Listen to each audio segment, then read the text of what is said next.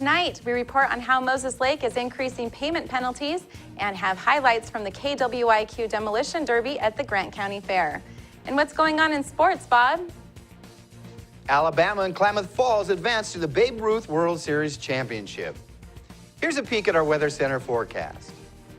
And here in the weather department, we're looking forward to a little cooler temperature still on Friday with showers around, but a warm-up coming by early next week. Back into the heat we go. Details coming up. I'm Bethany Jenks. Stay tuned for all of this and much more on iFiber One News. From the iFiber One HD studio here in the heart of the Columbia Basin, this is iFiber One News. Your #1 source for local news, sports headlines, and our very own Weather Center forecast covering the entire Columbia Basin. This is iFiber One News, and it starts now.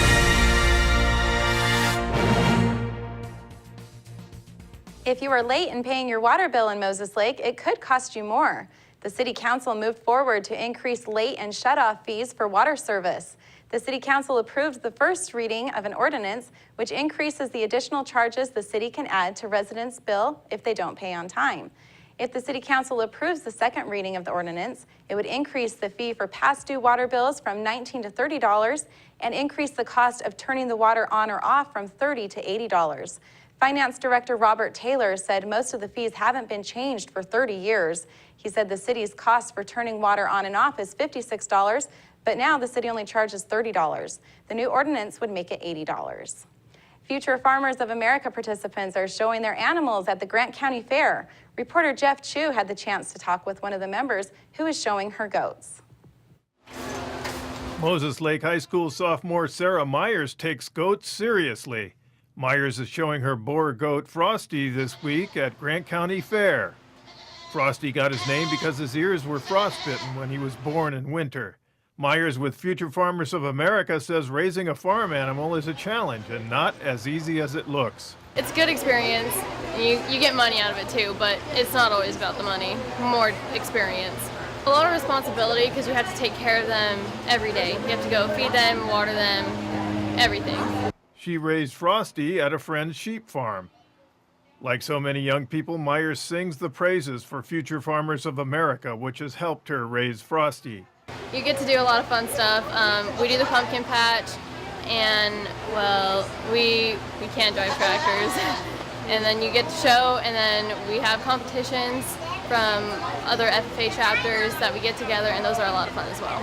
Besides FFA, Myers is a student musician and a dancer. I'm Jeff Chu for iFiber One News. Thank you, Jeff.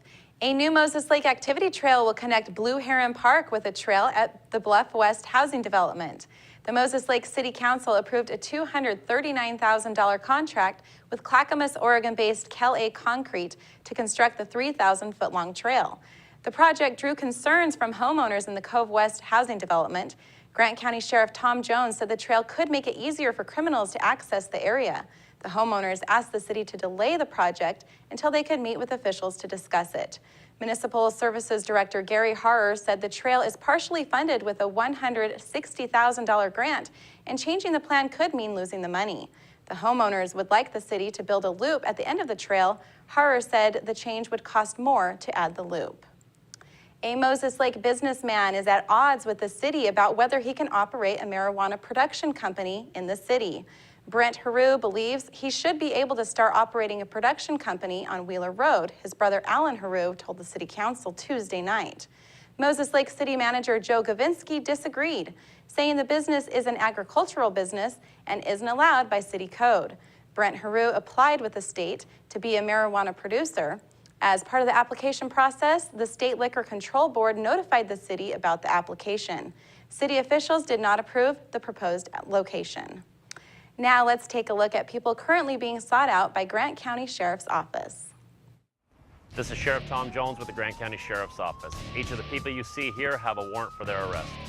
If you see any of these people, we ask you do not attempt to detain or apprehend them, but call us at 509-762-1160 or send us an email at crimetips@co.grant.wa.us. If the person is presenting a danger, call 911. With your help, we can bring these people to justice and make our community safer. We will be back after this. Are you looking to improve your or your child's smile? At Casciati Orthodontics, we make it our mission to make braces more affordable and fun. Our business has proudly served the Columbia Basin for over 20 years, and our new conveniently located state-of-the-art facility offers a relaxing environment full of fun activities for the kids. We accept all types of insurance and have convenient payment plans available. Give us a call for a complimentary evaluation, no referral needed, or check us out on the web and make an appointment online. At Moses Lake Community Health Center, we have had the privilege to serve the local community since 1978. What I like about working at this clinic more than any other clinic that I've worked at is the patient care. With the patient care team that we've assembled, it allows us to take care of as many facets of the patient and their family's needs. Please take the opportunity to experience the high-quality care provided at our clinics.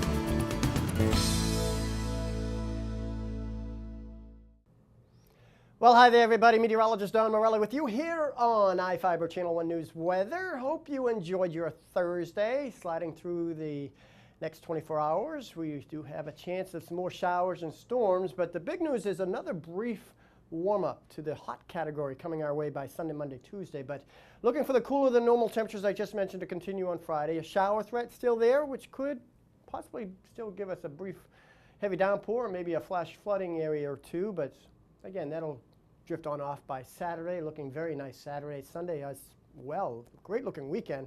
Just we're going to get on the hot side again. Well, it wasn't hot today, was it? It was very nice temperature-wise, 84 degrees. We've had a few showers, even rumbles of thunder. Officially now only 0.06 of an inch of precipitation, but I know some of you got a lot more than that. 63 degrees is where we fell to this morning. Normal overnight low is 60. Now in Moses Lake, we fell to 65 degrees, a little bit heavier in the water bucket there with 1100 precipitation. 83 was the afternoon high. And again, the shower threat continuing overnight a bit, more so again tomorrow. And again, watch for some flash flooding across, especially the hills just to our west and northwest. 82 degrees right now with partly cloudy skies, a breeze from the west-southwest at 6 miles an hour. Radar does pick up a few showers in the area, and we're forecasting a few overnight tonight. I want you to focus how the air mass is spinning over our vicinity here in the northwestern areas of the country.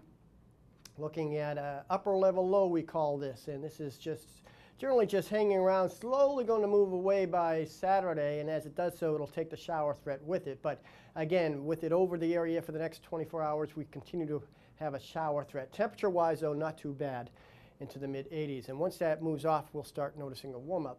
A little bit on Saturday, more so on Sunday, Monday, Tuesday, as I mentioned. But on our Friday forecast statewide, west of the Cascades, 60s and 70s. And again, a shower threat pretty much anywhere in the state, but generally the northern half, including our vicinity and northeastern areas and the inland northwest, a shower threat as well. We'll focus in on the Columbia Basin, and you can see temperatures in the lower to mid-80s, which is still a little bit below seasonal levels. Shower threat, 30%. Maybe that's about it. But again, where they do occur, a heavy downpour or two is not out of the question, so flash flooding is still a possibility. So the shower threat through the last day of the work week tomorrow. Temperatures cooler than normal, but you can see as we slide in the weekend, temperatures slide up. Seasonal high on Saturday, above normal Sunday, Monday, Tuesday on the hot side. But notice it's only brief as cooler temperatures come our way by midweek next week. Well, keep it here. You know what's next. Sports. Toyota wants to know, how do you celebrate summer? We go fishing. We like to hike. We love camping, mountain biking, as often as possible. No matter the activity, there's a Toyota perfect to take you there. From that favorite fishing spot, camping area, or just a great summer drive, including Tundra. Now offered with reduced APR financing or an amazing lease. For details, see any of your Inland Empire Toyota dealers today and enjoy your summer to the fullest. Toyota, let's go places. Game time. Papa's in the house. Wow, what's all this? I'm all about stats. For instance, have I got some numbers for you? Papa John's, a leader in online ordering. You bet, Jim. You were the first pizza company to offer it nationwide. What's the secret? Jim, it's the pizza. To celebrate our online leadership, get Papa John's new double pepperoni and bacon pizza for just $12. Better ingredients Better pizza. and a better way to get it, papajohns.com.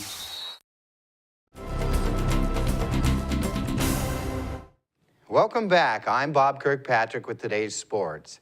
Alabama will defend its 2013 title when the Raw Dogs take on Klamath Falls in the Senior Babe Ruth World Series Championship game. The teams reached the big stage with semifinal round wins Wednesday. A leadoff double by Matt Cook in the top of the first jump-started a 3-run inning, and Cape Cod had the defending champs on the ropes early. The score held up until the Raw Dogs' Justin Ware went yard with a 3-run dinger in the bottom of the 6th to even things up 3-all. Both teams were held off the board in the 7th, and the game went to extra innings. Colin Ridley led off the top of the 8th with a single, but Cape Cod was unable to capitalize. Rob Petit doubled, advanced to third on a wild pitch, and then scored on Ware's RBI single in the bottom of the frame, and Alabama escaped with a 4-3 win. Ware pretty much carried the Raw Dogs team on his back, going 2 for 3 at the dish with a home run, a single, 4 RBI, and a run scored. Reporter Sean Wells had a chance to catch up with the team's MVP and player of the game for a few post-game comments. With Cape Cod up 3-0 in the bottom of the 7th, it seemed like Alabama wouldn't have a chance to defend their World Series title. That was until Alabama right fielder Justin Ware destroyed a baseball over the left field fence, tying the game at 3. It felt pretty good. I barreled it up pretty good. They told me to take the first pitch. It would end up being a ball. And they threw me a fastball right down in my wheelhouse, and I just put a good swing on it. Justin then came up big in extra innings, singling home the game-winning run and sending his team to the championship game. I expect our team to fight hard, regardless if we win or lose. I mean, we came all the way up here to win the championship, so we have to do what we do. Alabama will take on Klamath Falls, Oregon for the World Series title. Justin hopes everybody in Alabama will be cheering the team to victory. Roll Tide, baby. For iFiber 1 News, Sean Wells. Klamath Falls held on for a 1-run victory over San Gabriel Valley in the second game of the afternoon. Jesse Hillard pitched a complete game 5-hit shutout, and the Cardinals eked out a 1-0 victory over San Gabriel. Willie Howard's solo shot in the bottom of the second proved to be the difference maker. It was just one of 4 hits given up by San Gabriel's Brian Gatsby, who also turned in an outstanding effort on the bump, fanning 10 Cardinals in 6 innings of work. San Gabriel's only real threat of the game came in the top of the 5th when Weston Walker singled, advanced to third, and was tagged out at home on a suicide squeeze. Well, that's it for sports. We'll be right back after this. Searching for that perfect place to settle down? Whether you're looking for an elegant single-story, spacious two-story, or a custom home on acreage, Aho Construction can aid your decision with a streamlined production process that saves time, money, and natural resources. Compare us to other builders and see for yourself what advantages you can get by choosing an Aho home. Our philosophy is that we do things right the first time around. Start planning your dream house today with Aho Construction. Call 509-766-1366. Just when I thought the blizzard couldn't get any better, DQ put the blizzard inside a waffle cone. This is mind-blowing. So when DQ asked me how I would tell the world, I said...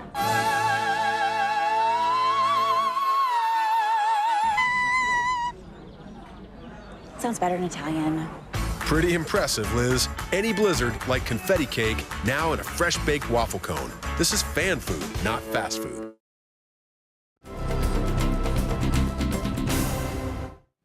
Our spotlight story tonight is about Moses Lake Roundup's annual Demolition Derby. Reporter Jeff Chu has the details.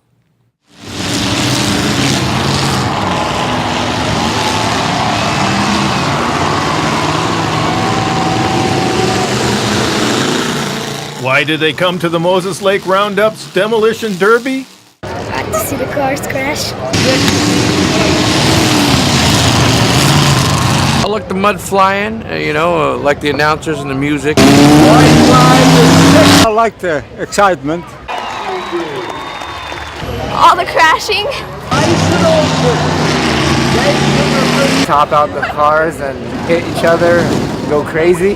The smashing, crashing, and dirt-flying demo derby around the Columbia Basin Rodeo Arena drew more than 50 entries and thousands of fans. Katie Kendall of Moses Lake and her visiting grandson Tyler were there. We, long time ago, donated a car for a demolition derby and it won. Had bowling pins on top of it. My son is visiting from Bountiful, Utah, and this is his son. And he wanted to come to the demolition derby tonight. It was Tyler's first demolition derby, and he hoped to see some cars get smashed. It's not only fun for families in the grandstands, but also on the track. Chris McCart and his girlfriend Natasha Hauk took old beaten up but reliable Black Dog out on the track. Have some fun. Better than taking the frustrations out on I-90. Chris has raced in demo derbies for 15 years. McCart brushed off concerns of getting hurt. That's why you sign the waiver when you come in the back gate. Risk you take. Natasha was trying it out for the first time. My boyfriend talked me into it. Hauk expected to be sore after the race. Their daughter Layla watched mom and dad race from the stand. Chris won his heat race. Natasha placed on her powder puff heat. Besides a night of smashing car racing action, Razor quads bounded around the track. A sheriff's deputy demonstrating his high-speed pursuit skills found trouble at the turn. He walked away safe and smiling. Heat race winners for the night were Mike Bice, Rafael Valencia, Spencer Vela, Nico Vela, and Kevin Olson. Chad Cole won the trophy dash. Powder Puff Heat winners were Havila Roberts, Angela Smith, and Caitlin Stevens. I'm Jeff Chu for iFiber1 News. We'll be right back after this. Bud Clary Ford Honda is proud to be an automotive leader in our area. Since opening our doors over 54 years ago, we have kept a firm commitment to our customers. We offer a wide selection of vehicles and hope to make the car buying experience as quick and hassle-free as possible. You can trust that we will get you into the car or truck of your dreams. Bud Cleary has an experienced and reliable service and parts department that is open extra hours to help fit our customers' hectic schedules. Come for a test drive today at 1200 South Pioneer Way. We are a proud supporter of Columbia Basin Athletics. As the summer has quickly approached, we all enjoy the family barbecue and kids playing in the sprinkler. However, many drivers are distracted and are seldom focusing on what's important while driving. It could be the random phone call, adjusting your stereo, or the lip gloss check in the mirror. Here at Farmers Insurance, we make sure you understand what coverages fit your needs. The more you know, the better you can plan. My name is Cheryl Kono, and I'm your local Farmers Insurance agent. We are farmers. Welcome back. The Grant County Mosquito Control District 1 is working to reduce the adult mosquito population after several were found to be carrying the West Nile virus. The district found 9 mosquito samples that tested positive for the virus in the area north of Potholes Reservoir last week. Manager Ann Moser said since the first discovery of the virus in Grant County, the district began using chemicals to control both the adult mosquitoes and their larvae. The district routinely sprays to kill larvae, but normally can't spray for adult mosquitoes because of the northern leopard frog, which lives in the area. The frog is listed as an endangered species by the federal government.